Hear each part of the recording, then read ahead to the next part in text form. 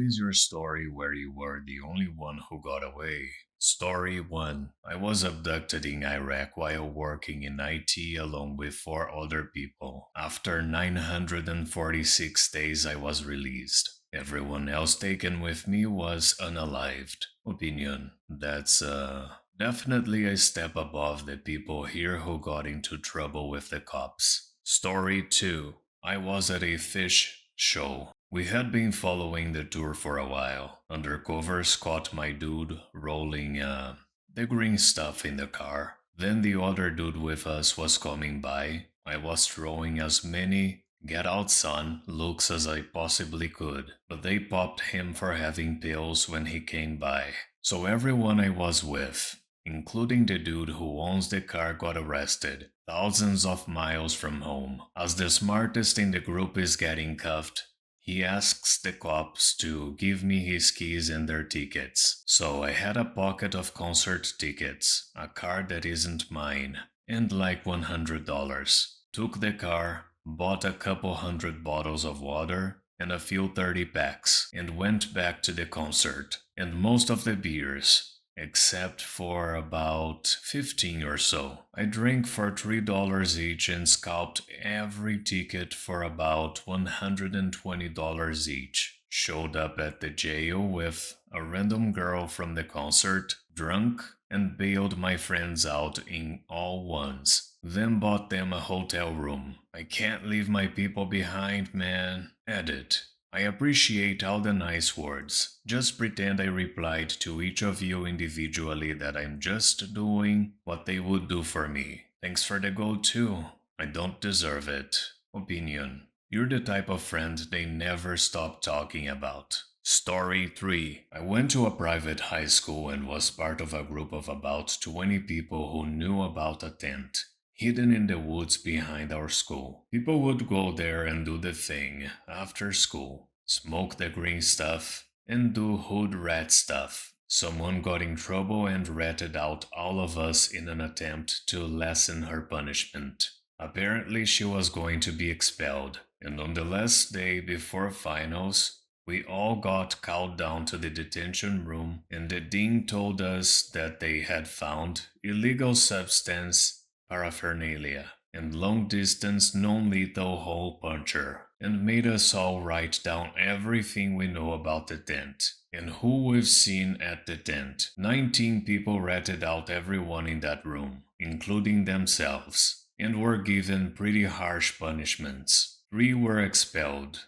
some were suspended into the next year, and the rest got demerits. I wrote down, I have no idea what you're talking about. Went and talked to the deans and said the same thing, and was off the hook. I'm certain my name was on every list. I'm sure they wanted to nail me, but I denied, and I guess they were satisfied with 19 people giving themselves up. Opinion. It always blows my mind when schools act like they have control over what students do outside of class, and somehow everyone just goes along with it. Story 4. Hotboxing a truck with some friends of a friend, senior year, in an empty parking lot of some park. Already high as F. Then suddenly the Taco Bell we had gorged on earlier is going crazy in my bowels. And my God, I need a bathroom. I stumbled my way to the public restroom on the other side of the parking lot. I finish, and as I am about to walk out, I see what looks like red lights illuminating the entrance. I start getting paranoid.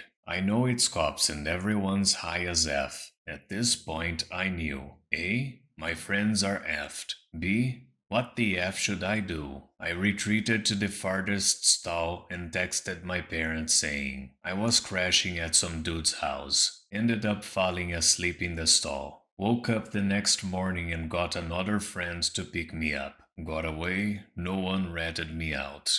And that's how Taco Bell simultaneously destroyed and saved my behind at the same time. Opinion. Jesus. I can barely fall asleep in a bed, let alone a bathroom stall in the middle of nowhere. Story 5. At a high school party, girl decided to spread her legs and F 12 guys in a room. I passed out before it happened.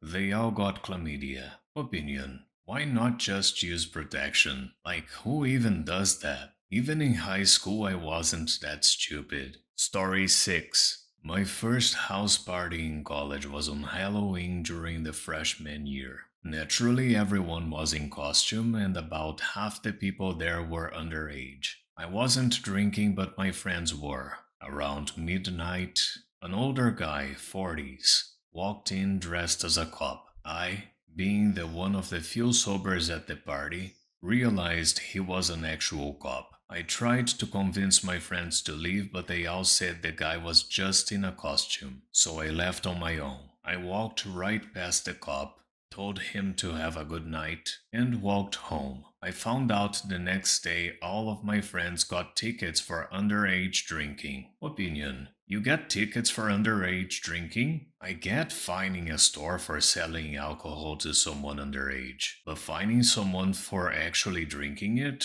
That's just weird. Story 7. I wasn't the only one to get away, but I was in the fewer than 10% that got away. Used to street race in and right after high school. One night we were at one of the quieter locations and we got an alert that cops were heading in from one direction. We all booked it to our cars and started heading out the way that wasn't being closed in on. Suddenly, cars are e-braking and flipping 180 degrees in the middle of the road in front of us, and we see a wall of cops advancing. Efforts closed us in. They herded us into a big parking lot. And I'll never forget watching like 30 Honda Civics drive around in panicked circles, like frightened wild animals. At the time I was 17 and only had my permit, and I had sneaked out, so getting caught was not an option. I saw a couple of the last lowered cars hop a curb in the back of the parking lot and book it across a dirt field. So I joined them. I had just enough clearance to make the curb, so there were maybe 6 other cars and myself doing 60 miles an hour across this empty dirt field. Come out in a residential neighborhood I had never seen before, and it took me 30 minutes to get out. But I didn't get caught. One of my buddies did, and he got his car impounded, an $800 fine, and his parents were angry. No regrets. Edit. Getting a lot of hate from the street racing thing. This was almost a decade ago, people. I was young, stupid, and full of gasoline. To clear some stuff up, we raced mostly between midnight and 3 a.m. on wide open, straight, clear visibility roads in areas that were completely industrial, business zoned. Never once saw another civilian either on foot or in a car. Not only did we have at least one guy dedicated to police scanners, but always a car posted at each end of our track, with radios to look out for traffic or people. Stupid as it may have been, we were as safe and responsible as we could be while illegally street racing. Opinion. High school street racing. 30 Honda Civics. Yeah, I guess that seems legit. Story 8. I was gambling in Vegas on a Friday with a friend's bachelor party coming up the next day. Playing blackjack, mostly just waiting for the time to pass until dinner, but the table was on fire. It was a full table shortly after I sat down. I played for a couple of hours and the table was all up on money, anywhere from $50,000 to $800. The $800 was me. Everyone else was literally up at least 10 grand. It's about 20 minutes before I'm supposed to meet up with someone, so I call it and head back to my room so I can shower and change for the night. Head out for dinner and have a good night. The next morning my buddies called me down to the lobby to meet up. As I get down there, out of sheer coincidence, they are talking to the dealer that was at the table when I left. She says, "There he is," and points at me. Friends are like, "No way." Turns out I was the only one who walked away from that table with $1 to my name. Opinion. Someone once told me that the moment the dealer starts talking about how well you're doing, it's time to walk away. Story 9. I am the only one left from my group of three best friends since third grade. The first one unalived himself with a dog leash because he was a pain pill addict, and I think the pressure of addiction and owing a lot of people money got to him. Took a lot of clonopins and unalived himself on his mom's porch with a dog leash. My wife was dating him when I met her, and I always joke about it when people ask how we met. I say she was dating my friend and I stole her. And when they ask if we are still friends, I get quiet and say he unalived himself. The second one was a heroin addict. Wrecked his car badly when he'd nodded off, and he lived. After getting home from the hospital, he used it again and nodded off while eating cereal and choked. His mom found him blue in the face. He lived, but is a completely different person who will never be independent again. The third one was just gone recently. He was the coolest person ever. Had so much fun in a life he loved. He was that dude on your social media who lived vicariously through amazing chicks every month, awesome road trips to Mexico one week and Alaska next. He loved living the biker life. I couldn't even cry when he was no longer between us because he got unalived doing what he loved. He had literally said to me that he would rather get unalived on his bike than do anything else. Anyway, this will probably be buried, but it felt good to write. I've been off illegal substances except booze for a while, and my wife and I are really happy. Glad I made it out of that town alive. Definitely miss my brothers though. We had some great effing times. Opinion.